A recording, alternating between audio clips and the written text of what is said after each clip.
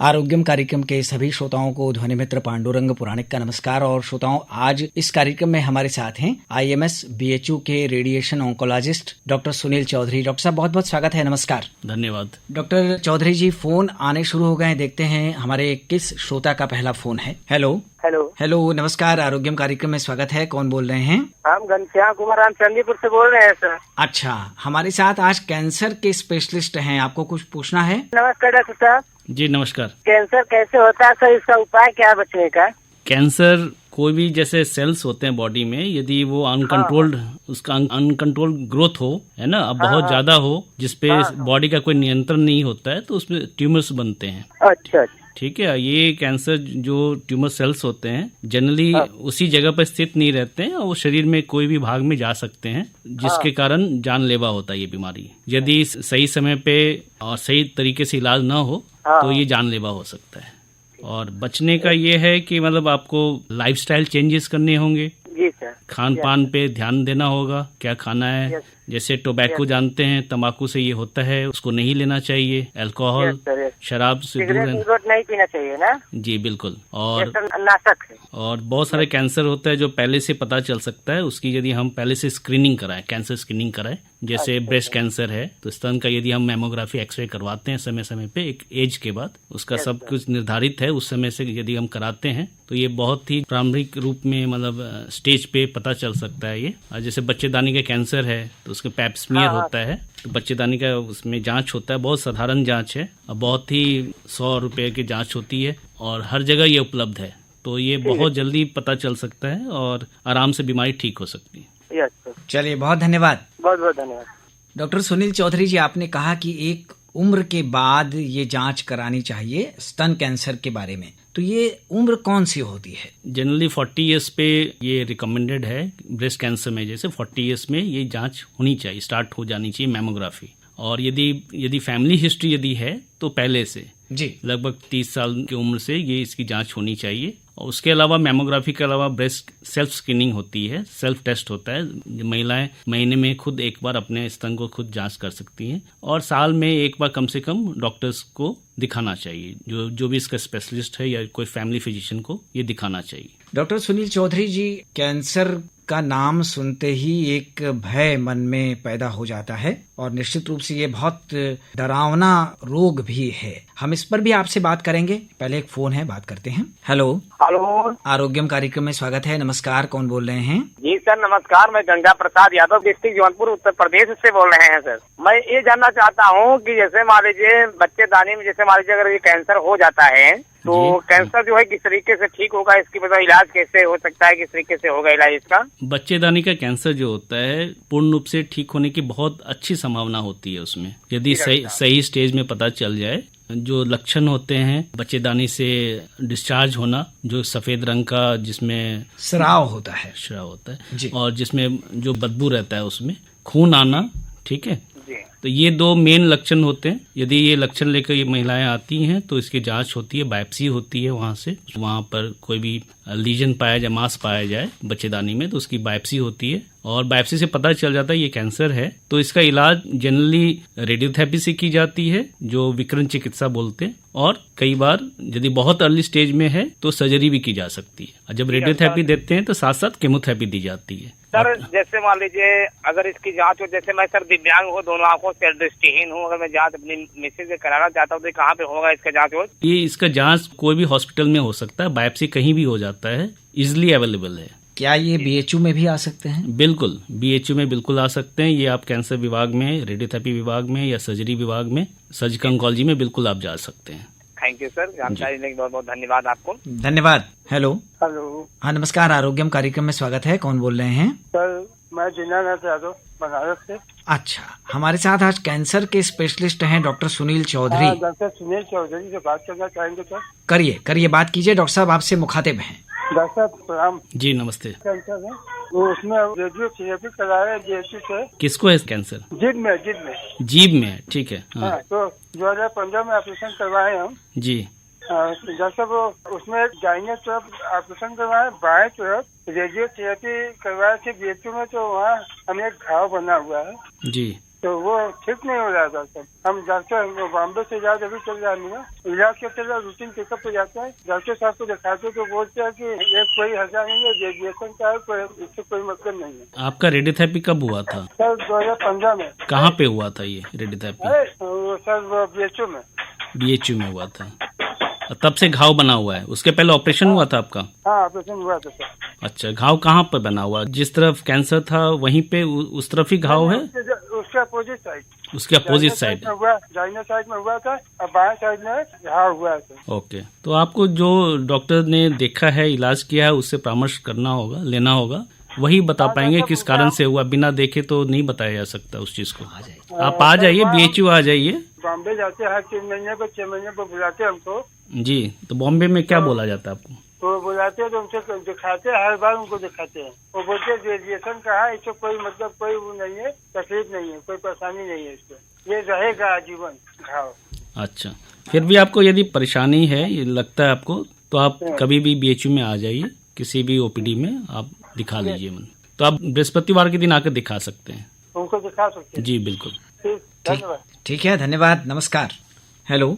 हाँ, नमस्कार, आरोग्यम कार्यक्रम में स्वागत है। कौन बोल रहे हैं? नमस्कार। हम बोल रहे हैं, भोलानाथ है हमारा नाम, और हम पड़ाव से चढ़ से बोल रहे हैं। अच्छा, आप प्रश्न पूछिए। हाँ, कि लीवर कैंसर अगर हो रहा है, हमें कोई दिक्कत है, कैसे पता चलेगा? एक तो लीवर कैंसर, लीवर में सिर्फ कैंसर मतलब प्राइमरी कैंसर होना बहुत रेयर है, ठीक है? जी हाँ। जनरली लीवर में बीमारी जो कैंसर है कहीं और से फैलता है, मतलब जैसे लंग्स में यदि बीमारी है तो लीवर में जाता है, या ब्रेस्ट में है तो लीवर, ब्रेस्ट में कैंसर हो वो लीवर में जाता है। शरीर में कोई भी जनरली कहीं भी हो, जनरली लीवर में जाता है। लेकिन पूर्ण रूप से मतलब स्टार्टिंग से लीवर में ही हो, ये बहुत ही रेयर है।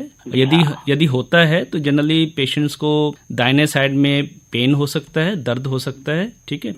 जॉन्डिस के सिम्टम्स आ सकते हैं, भूख में कमी आना, वेट लॉस होना, वजन में गिरावट आना, जी हाँ, ये सब जनरली लक्षण होते हैं। सर हमारे मम्मी को हुआ था, लेकिन वेट कोई कमी नहीं हुआ, लेकिन तंबाकू उनका जो होता है गुड़गुड़ा वाला वो पीती थी। लेकिन ये बढ़ते बढ़ते जब हमने डॉक्टर दिखाया तो कहे कि लीवर कैंसर है, और 2 महीने में खत्म भी हो गई। लीवर कैंसर यदि होता है तो वो खराब बीमारी है, जनरली अर्ली स्टेज में नहीं पाया जाता है, उस पकड़ में नहीं आ पाता है। लेट एडवांस स्टेज में आता है, जनरली पकड़ आता है, जिसके कारण बीमारी खतरनाक रहता है। तो सर इसको कैसे मतलब कि हम लोग जान पाए क्या इलाज करा लें? हाँ, यदि इस तरह के सिम्टम्स आ रहे हैं तो अपने कोई भी स्पेशलिस्ट से मिलना चाहिए आपको, जितना जल्दी मिले उतना अच्छा है जी। और फिर उसमें CT स्कैन, बायोप्सी करके ये, और कुछ ट्यूमर मार्कर्स होते हैं जिससे करने से ये जल्दी पता चल सकता है। जी हाँ जी, धन्यवाद आपको जानकारी देने के लिए, थैंक यू, बहुत बहुत धन्यवाद। धन्यवाद। हेलो। हाँ, नमस्कार, आरोग्यम कार्यक्रम में स्वागत है। कौन? आरोग्य में हम रमेश कुमार बोल रहे हैं, जलालपुर जौनपुर से। अच्छा, हमारे साथ आज कैंसर के स्पेशलिस्ट हैं, आपको पूछना है। हाँ सर जी, ये पूछना है कि हमारे मैडम जी के दाहिने तरफ का एक गांठ है स्तन में। हाँ, तो स्तन में गांठ है सर जी, करीब 6-7 साल से है। दवा किए थे, कुछ आराम हो गया था, उसके बाद से फिर दर्द चालू हो गया है जी। तो उसका कुछ जांच हुआ है? आप किसी विशेषज्ञ को दिखाएं, स्पेशलिस्ट को दिखाएं आपने? हाँ, डॉक्टर को दिखाए थे, तो एक गांठ है, बोले थे उसका ऑपरेशन करना पड़ेगा, तो ऑपरेशन हम नहीं करवाए थे जी। वही दवा चला था, दवा से कुछ आराम हो गया था, तो दवा फिर उसके बाद बंद हो गया। फिर इधर भी 2-3 महीने से दर्द हो रहा है। क्या उम्र है उनका? 52 साल है सर। 52 साल। आपको किसी कैंसर विशेषज्ञ से दिखाना चाहिए। आप BHU कभी भी ला सकते हैं इनको, कैंसर विभाग में। इनकी इस गांठ से बायोप्सी होना चाहिए, लंबे समय से है, और उम्र भी ऐसा है जिसमें ब्रेस्ट कैंसर होने की संभावना बहुत होती है। तो एक बायोप्सी कम से कम होना चाहिए, मैमोग्राफी होना चाहिए, स्तन का जो एक्सरे होता है, और कुछ जांच और होगा जिससे पता चलेगा ये बीमारी है क्या। जरूरी नहीं हो कैंसर ही हो, कुछ और भी हो सकता है, लेकिन उसका बायोप्सी बिल्कुल जरूरी है करवाना, तब जाकर समझ पाएंगे बीमारी क्या है। ये करवाना पड़ेगा? BHU में SS हॉस्पिटल में ले आए, कमरा नंबर 113 में ले आए। अच्छा जी, ठीक है। कमरा नंबर 113 में BHU में आप जा सकते हैं। किसी दिन आप दिखा सकते हैं, कोई भी किसी भी दिन आ सकते हैं, रविवार छोड़कर। आप जाके दिखाएं, और इसमें बहुत विलम्ब ना करें, ठीक है जी? ठीक है, बहुत धन्यवाद। नमस्कार। हेलो सर, नमस्ते। नमस्कार, आरोग्यम कार्यक्रम में स्वागत है। कौन बोल रहे हैं? मैं रामाश्री गौतम बोल रहा हूँ सर, ताजुद्दीनपुर औरैला मड़िया हूँ, जौनपुर से। अच्छा, हमारे साथ आज कैंसर के विशेषज्ञ हैं डॉक्टर सुनील। आपको क्या पूछना है, पूछिए। हाँ सर, मैं ये पूछना चाहता हूँ कि जो है जैसे मेरी महिला है उनको मतलब जैसे बच्चेदानी में बता रहे थे आप कि हाँ ये कैंसर रोग निदान के हैं जी। तो उनको जो है क्या लक्षण है और कैसे उसका उपचार किया जाता है, कैसे बचें उससे? ये पूर्ण रूप से जो इसमें लक्षण होते हैं बच्चेदानी से खून आना और उसमें गंदा सा मवाद जैसा मतलब डिस्चार्ज होना, ये दो पूर्ण रूप से होता है और दर्द भी हो सकता है वहाँ पे। और इसका जो जांच होना चाहिए, बायोप्सी होनी चाहिए, ठीक है, और उस सिर्फ बायोप्सी से आपको पूर्ण रूप से पता चलेगा ये कैंसर है या नहीं है। अच्छा सर, और तो जिले पर हो सकता है? जिले पे ये बायोप्सी हो सकता है। कोई भी गायनेकोलॉजिस्ट या सर्जन के पास जाएंगे तो इसका ये जांच हो सकता है। लेकिन इसका इलाज जो है कोई भी कैंसर सेंटर में ही होता है, जैसे BHU में हो जाएगा आपका पूर्ण रूप से। यदि कैंसर आता है, यदि पकड़ में आता है तो इसका इलाज रेडियोथेरेपी से होता है, साथ में केमोथेरेपी दी जाती है, या यदि बहुत शुरुआती दौर पे हो, स्टेज पे हो, तो इसका सर्जरी से भी ठीक हो सकता है बीमारी। ठीक है, धन्यवाद। धन्यवाद सर। Hello hello. हेलो, नमस्कार, आरोग्यम कार्यक्रम में स्वागत है। कौन बोल रहे हैं? जी सर, मेरा नाम देवमणि दिव्य है, मैं मिर्जापुर से बोल रहा हूँ। हाँ देवमणि जी, आप डॉक्टर सुनील चौधरी जो कैंसर के विशेषज्ञ हैं उनसे बात कर सकते हैं, पूछिए। जी सर ऐसा है कि हमारा कुछ सालों से दांत एक जो दाहिने तरफ का है वो दर्द कर रहा है। क्या उससे दांत के जाड़ में क्या कैंसर होने का खतरा बढ़ सकता है क्या? उखड़वा दूं? नहीं, दांत से कैंसर का कोई रिलेशनशिप नहीं है, लेकिन कई बार होता है दांत जब लूज होने लगता है तो जैसे ऊपर मैक्सिला होता है, तो यदि वहां पे कुछ प्रॉब्लम होता है, मैक्सिलरी कैंसर होता है, तो दांत जनरली लूज हो जाते हैं। तो सिम्टम्स ऐसे प्रेजेंट करते हैं। कई मरीज ऐसे ही आते हैं जो शुरू में यही उनको लगता है कि दांत में कुछ प्रॉब्लम है ना। तो आप किसी अच्छे डेंटल स्पेशलिस्ट से या किसी भी सर्जन से या कैंसर विशेषज्ञ से एक बार जरूर दिखा ले। यदि लंबे समय से ये चल रहा है तो आपको जरूर दिखाना चाहिए। यदि कोई भी घाव, यदि मुंह का घाव है, यदि नहीं भर रहा है या दर्द हो रहा है वहाँ पे, तो जरूर दिखाना चाहिए। ठीक है डॉक्टर। जी जी, ठीक है, बहुत धन्यवाद। डॉक्टर साहब, 4 फरवरी को प्रतिवर्ष विश्व कैंसर दिवस मनाया जाता है और उसी अवसर पर हम लोग ये कार्यक्रम आज विशेष रूप से कर रहे हैं। कैंसर के प्रति लोग जागरूक हों, कैंसर जैसी बीमारी से वो बचें, कैंसर से पीड़ित न हों, यही हमारा मुख्य उद्देश्य है। तो डॉक्टर साहब, जैसा हम शुरुआत में आपसे पूछ रहे थे कि कैंसर भी कई तरह के होते हैं, तो मुख्य रूप से कौन कौन से कैंसर होते हैं और अगर पहचान की बात आती है तो इनको हम किस तरह से पहचान सकते हैं? जी, यदि हम ऊपर से यदि शुरू करते हैं जी, तो यदि ब्रेन कैंसर की बात करें तो जनरली ब्रेन कैंसर में जब भी होता है, जनरली सर में दर्द रहना या कई बार पेशेंट का जो बिहेवियर है ना, वो बिल्कुल चेंज हो जाता है। या यदि पेशेंट लड़खड़ा कर चल रहा हो या बोलने में उसको दिक्कत आ रही हो या मेमोरी लॉस हो रहा हो, तो ये सब सिम्टम्स होते हैं जनरली। लेकिन बहुत पर्टिकुलर ये नहीं रहता कि ये कैंसर के ही सिम्टम्स है। कैंसर का कोई पर्टिकुलर सिम्टम्स जनरली नहीं होते, वो जनरली और जैसे और भी कोई बीमारी होता है तो वैसे ही सिम्टम्स होते हैं। लेकिन यदि ये लंबे समय से यदि चल रहा हो तो इसको जरूर अच्छे मतलब विशेषज्ञ से जरूर दिखाना चाहिए। यदि मुंह के कैंसर की बात करें तो मुंह में यदि अल्सर हो रखा हो, कोई गांठ हो या दर्द हो रहा हो, कान में जा रहा हो उसका दर्द, और लंबे समय से ये यदि 4 हफ्ते 5 हफ्ते से ठीक नहीं हो रहा है जी, इसको दिखाना चाहिए, किसी सर्जन से, कैंसर विशेषज्ञ से दिखाना चाहिए। और यदि वैसे ही गले की बात करें तो उस आवाज में कोई परिवर्तन हो रहा हो या घोटने में दिक्कत हो रही हो या आवाज जो लड़खड़ाहट हो आवाज में, या खाना खाते वक्त खाना फंस जाना जी, तो ये सब लक्षण होता है इसोफेजियल कैंसर के होते हैं या गले के कैंसर का होता है। और वैसे ही लंग्स कैंसर में यदि चेस्ट में दर्द हो रहा हो या खून आना, खांसी लंबे समय से हो रहा हो, है ना, तो ये दिखाना चाहिए। और यदि हम ब्रेस्ट कैंसर की बात करें तो कोई भी स्तन में गांठ हो, जनरली दर्द नहीं रहता, जब बहुत एडवांस हो जाता तभी दर्द होता है। और गांठ हो जाना या निपल यदि रिट्रैक्ट हो जाता है तो ये सब चीज, या ब्लीडिंग हो रहा है निपल से जी, तो ये सब सिम्टम्स होते हैं ब्रेस्ट कैंसर के। और यदि हम बच्चेदानी की बात हम ऑलरेडी कर चुके हैं कि उसमें डिस्चार्ज होना जो कि बदबू रहता है या ब्लीडिंग होना वहाँ से, तो ये सब सिम्टम्स उनमें होते हैं। और पेट का कैंसर हो या आंत का कैंसर हो तो सब जगह के अलग अलग लक्षण है। जनरली भूख में कमी आ जाना या हल्का सा बुखार रहना हमेशा, और वजन में गिरावट आना, ये सब सिम्टम्स होते हैं। जी डॉक्टर साहब, एक ब्लड कैंसर के बारे में भी बहुत सुना जाता है। जी, तो इसके कुछ लक्षण समझ में आते हैं जिससे पहचान हो सके? अब ब्लड कैंसर तो बहुत तरीके के हैं, अलग अलग उसके मतलब प्रकार हैं जी। तो जनरली अलग अलग सिम्टम्स होते हैं उसमें, खासकर वही आपका मतलब स्प्लीन का एनलार्जमेंट हो जाना, स्प्लीन होता है जो उसका काफ़ी बढ़ जाना जी, या फिर बुखार रहना बहुत तेज जी, वेट लॉस, ये सब सिम्टम्स होते हैं। कोई वेग सिम्टम्स होते हैं, जनरली ये जांच पे ही पता चल पाता है। जी। डॉक्टर साहब, जांचों की बात आती है तो जैसे आपने ब्रेस्ट कैंसर और बच्चेदानी के कैंसर के लिए जांचों की बात की, और जो कैंसर होते हैं जैसे ब्रेन का कैंसर है या पेट का कैंसर है, इसमें भी किसी विशेष प्रकार की जांच होती है? ब्रेन कैंसर में यदि ब्रेन का ट्यूमर है जी, तो उसमें जनरली एमआरआई या सीटी स्कैन से समझ में आ जाता है और बायोप्सी की जरूरत होती है, कम से कम मिनिमम एक बायोप्सी की जरूरत होती है कंफर्म करने के लिए जी। और यदि पेट का हो तो उसमें आप जो एंडोस्कोपी बोलते हैं, अपर जीआई एंडोस्कोपी होता है जी। दूरबीन से जांच होती है, पेट को देखा जाता है, यदि वहां पर कोई भी वैसा कुछ दिख रहा हो जो कि सस्पिशियस हो जी, है ना, तो उससे बायोप्सी की जाती है और उससे फिर समझ में आ जाता है कि कैंसर है या नहीं है। फेफड़े के कैंसर में डॉक्टर साहब?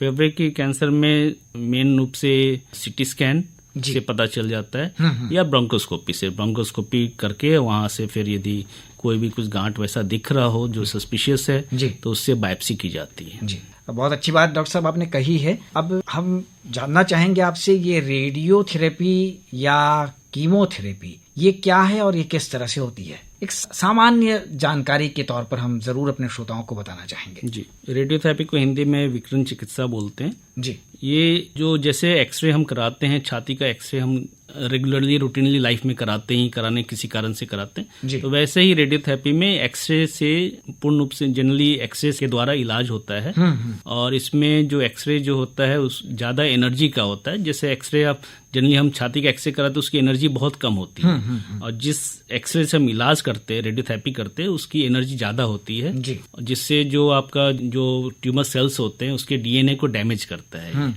जो जेनेटिक मटेरियल होता है, जो डीएनए होता है, उसको डैमेज करता है, उससे ट्यूमर सेल्स जो होते हैं किल हो जाते हैं। जी। तो रेडियोथेरेपी पूर्ण रूप से जनरली एक लोकल ट्रीटमेंट है। जैसे सर्जरी से यदि गांठ है ब्रेस्ट में तो जैसे उसको हटाया जाता है जी। तो रेडियोथेरेपी हम जहां देते हैं उसका असर वहीं पे होता है।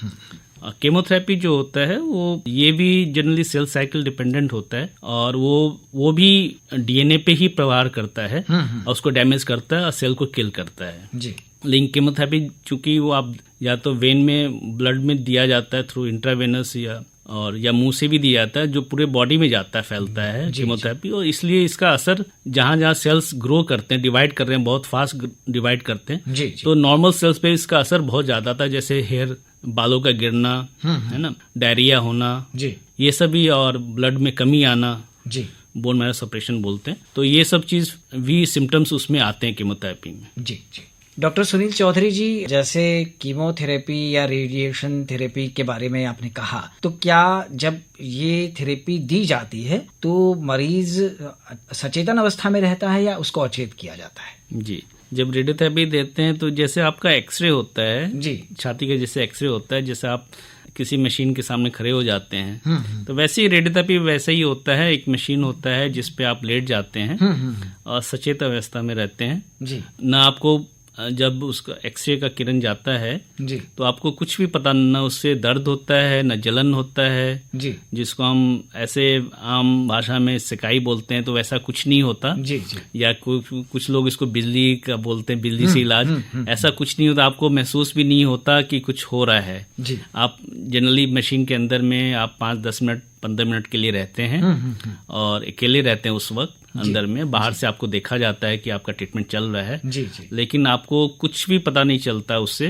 और न कुछ महसूस होता है, न दर्द होगा, कुछ भी नहीं होता है। जी, जी, जी। कीमोथेरेपी में भी यही होता है? केमोथेरेपी तो आपका जैसे आप जनरली एडमिट किया जाता है पेशेंट को और एक इंजेक्शन के माध्यम से दिया जाता है, जनरली इंजेक्शन से दिया जाता है, जैसे सलाइन है उसमें डालकर दिया जाता है और बस कुछ घंटे या कई बार कई दिन तक चलता है, 2 दिन 4 दिन 5 दिन चलता है। लेकिन इसमें पेशेंट बिल्कुल सचेत रहता है। कुछ मतलब जैसे डायरिया के लिए ट्रीटमेंट होता है या आपका पानी चलता है नॉर्मल सलाइन, वैसे इसमें सलाइन चलते, सलाइन के थ्रू आपका केमोथेरेपी दी जाती है।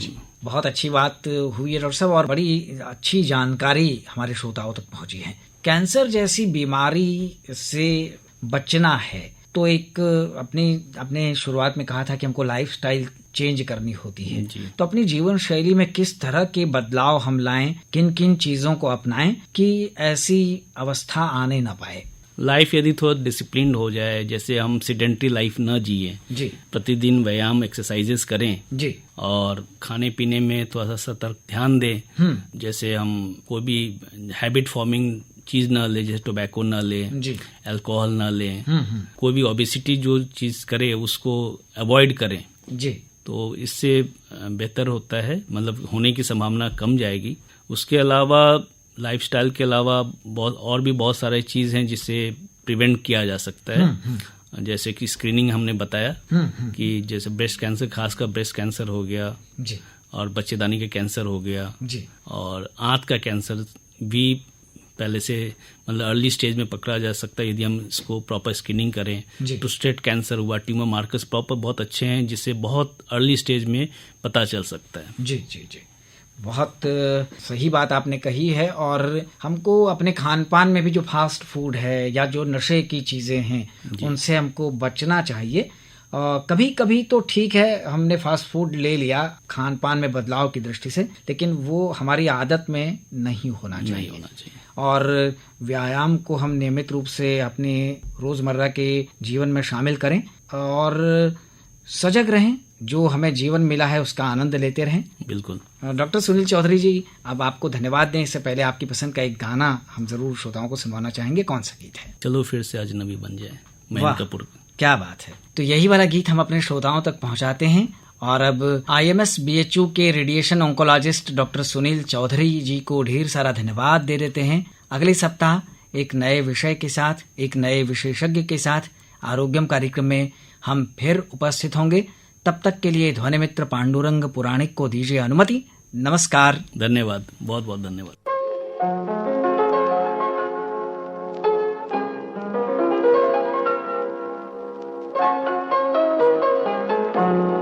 चलो एक बार फिर से अजनबी बन जाए हम दोनों।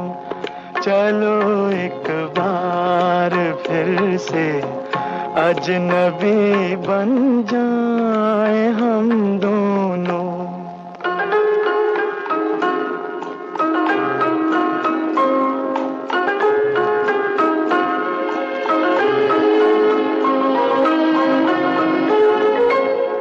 न मैं तुमसे कोई उम्मीद रखूं दिल नवाजी की, न तुम मेरी तरफ देखो गलत अंदाज नजरों से। न मेरे दिल की धड़कन लड़खड़ाए मेरी बातों में, न जाहिर हो तुम्हारी कश्मकश का राज नजरों से। चलो एक बार फिर से अजनबी बन जाए हम दोनों।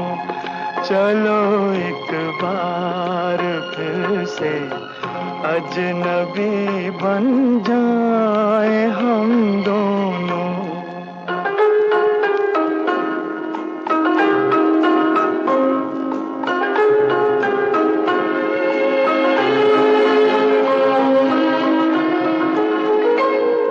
तुम्हें भी कोई उलझन रोकती है पेश कदमी से, मुझे भी लोग कहते हैं कि ये जलवे पर आए हैं। मेरे हमराह भी रुसवाइयां हैं मेरे माजी की, मेरे हमराह भी रुसवाइयां हैं मेरे माजी की। तुम्हारे साथ भी गुजरी हुई रातों के साए हैं। चलो एक बार फिर से अजनबी बन जाए हम दोनों, चलो एक बार फिर से अजनबी बन जाए हम दोनों।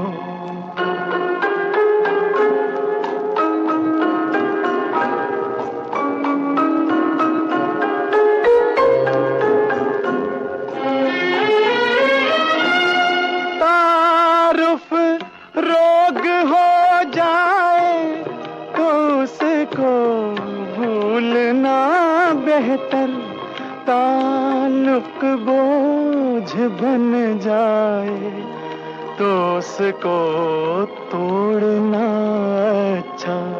वो अफसाना जिसे अंजाम तक लाना न हो मुमकिन, वो अफसाना जिसे अंजाम तक लाना न हो मुमकिन, उसे एक खूबसूरत मोड़ देकर छोड़ना अच्छा। चलो एक बार फिर से अजनबी बन जाए हम दोनों, चलो एक बार फिर से अजनबी बन जाए हम दोनों, चलो एक बार।